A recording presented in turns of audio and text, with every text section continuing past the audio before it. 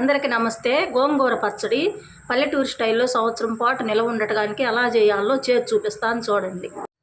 గోంగూర పచ్చడి గోంగూర పచ్చడి సంవత్సరం పాటు నిల్వ ఉండాలి. ఈ పచ్చడి నేను 1/2 కేజీ గోంగూర తీసుకున్నాను. 3 కట్టలు తీసుకుంటే అవి ఒలిసేసరికి గోంగూర ఆకులు కాడలు పోయి 1/2 కేజీ అయింది. ఈ గోంగూర పచ్చడికి గోంగూర పచ్చడికి కావలసినవి 1/2 కేజీ గోంగూరకి 100 గ్రాముల చింతపండు తీసుకున్నాను. ఆ చింతపండు కడిగి అందులో 1 టీ గ్లాసు నీళ్ళు పోసి అలా నానబెట్టుకోవాలి. 3 చిన్నుల్లిపాయలు అంటే 50 గ్రాములు, ఒక 100 గ్రాములు ఎండుమిరపకాయలు,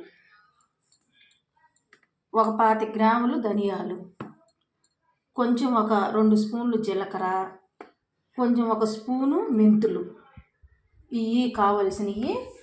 ఇప్పుడు ఎలా చేయాలనో చేసి చూపిస్తాను.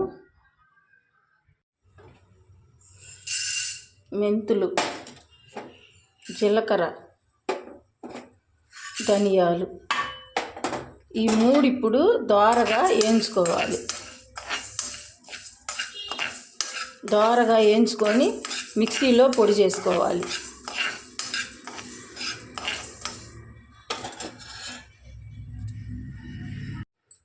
ఒక స్పూన్ ఆయిల్ వేసుకొని ఎండుమిరపకాయలు వేయించుకోవాలి.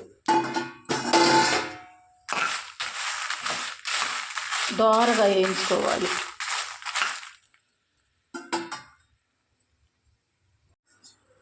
ఈ విధంగా దోరగా ఈ కలర్ వచ్చేంతవరకు వేయించుకోవాలి.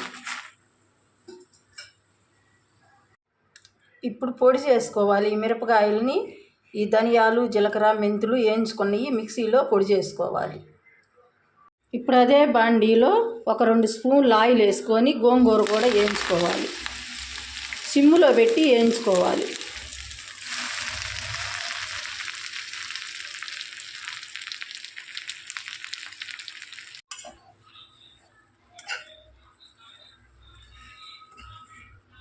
మొత్తం కలవాలి.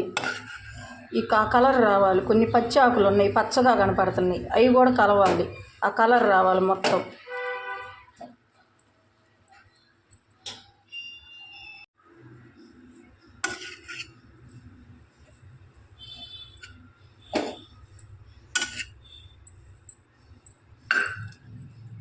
ఈ విధంగా పచ్చి ఆకులు లేకుండా ఈ విధంగా వేయించుకోవాలి. అప్పుడే పచ్చడి నిల్వ ఉంటుంది. కచ్చా పచ్చిగా ఎలా పెడితే అలా ఏగిందని చెప్పి వేయించుకోకూడదు.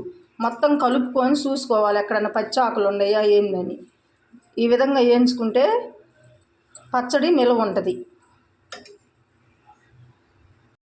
బాండీ పట్టలేదు, అందుకని చెప్పి రెండో వాయి కూడా వేయించుకుంటున్నా. మొత్తం నిండా పెట్టి కచ్చా పచ్చిగా వేయకుండా దేనికి అని చెప్పి ఒక వాయి వేయించుకున్నా. నిండా పెట్టి బాండీకి కొంచెం మిగిలితే మళ్ళీ రెండోసారి వేయించుతున్నా. 1 స్పూన్ ఆయిల్ వేసి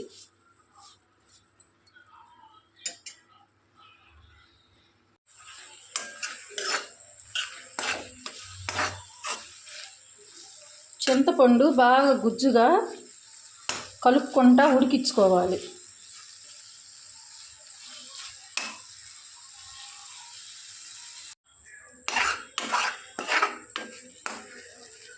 ఈ విధంగా గట్టిగా, మరీ గట్టిగా కాకుండా మరీ లూజుగా కాకుండా ఈ విధంగా ఉడికించుకోవాలి. ఉడికిపోయింది. ఓ 10 నిమిషాలు చల్లారనివ్వాలి. మెంతులు, జీలకర్ర, ధనియాలు ఈ విధంగా పౌడర్ చేసుకోవాలి మిక్సీలో.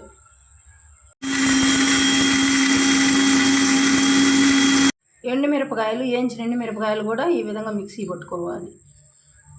ఇప్పుడు గోంగూర మిక్సీలో వేసుకొని ఎల్లిపాయలు కొన్ని వేసుకోవాలి, కొన్ని తాలింపులోకి ఉంచుకోవాలి.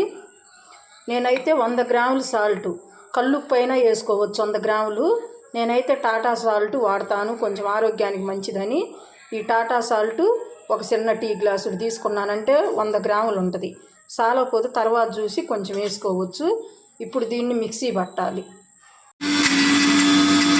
2 తిప్పులు తిప్పినాక గోంగూర, సాల్టు, ఎల్లిపాయలు, చింతపండు కూడా పెట్టుకొని తిప్పుకోవాలి మిక్సీ. చింతపండు, ఉప్పు, ఎల్లిపాయలు, గోంగూర కొంచెం మిక్సీ తిరిగినాక కచ్చా పచ్చిగా మెంతిపిండి, జీలకర్ర, ధనియాల పొడి కూడా వేసుకోవాలి. ఇప్పుడు గోంగూర ఎక్కువ మరీ మెత్తంగా వేసుకోకూడదు, ఈ విధంగా ఆకులు కనపడతా వేసుకోవాలి. ఇది పులిహార గోంగూర అంటారు. ఉప్పు గోంగూర అయితే గ్రైండర్లో మెత్తగా వేసుకోవచ్చు. నేను కొంచెం 1/2 కేజీ గోంగూర అందుకని చెప్పి మిక్సీలో వేసిన. ఎక్కువ కేజీ గోంగూర అయితే నీకు గ్రైండర్లో వేయాల్సి వచ్చేది, లేదంటే రోట్లో రుబ్బుకోవాల్సి వచ్చేది. ఇప్పుడు ఈ ఎండుమిరపకాయలు వేయించి పెట్టుకున్నది మిక్సీ పట్టిన ఈ కారం వేసి కలుపుకోవాలి.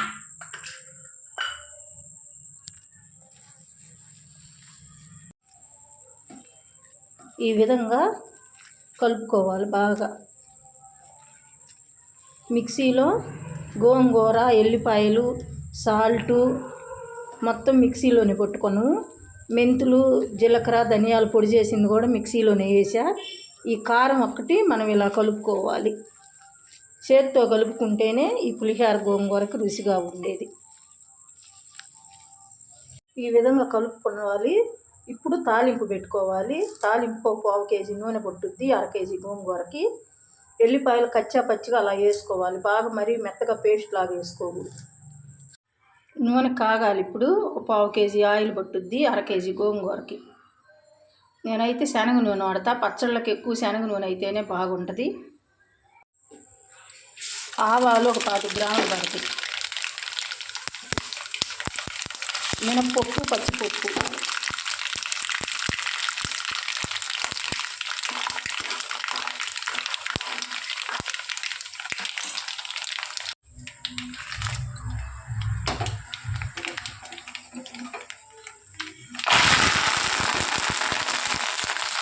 ఇప్పుడు తాలింపు ఒక 10 నిమిషాలు చల్లారాలి.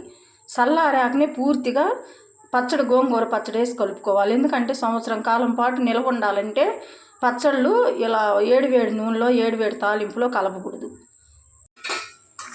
ఎల్లిపాయలు తాలింపులో కూడా కొన్ని వేసుకుంటే బాగా రుచిగా ఉంటుంది పచ్చడి. అందుకని తాలింపులో కూడా నేను కొన్ని వేసిన.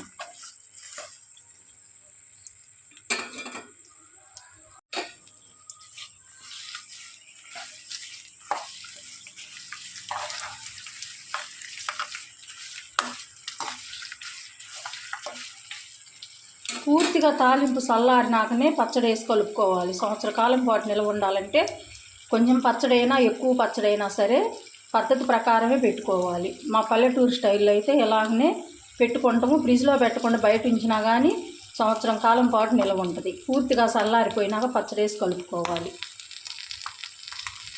ఇప్పుడు తాలింపు ఆరిపోయింది.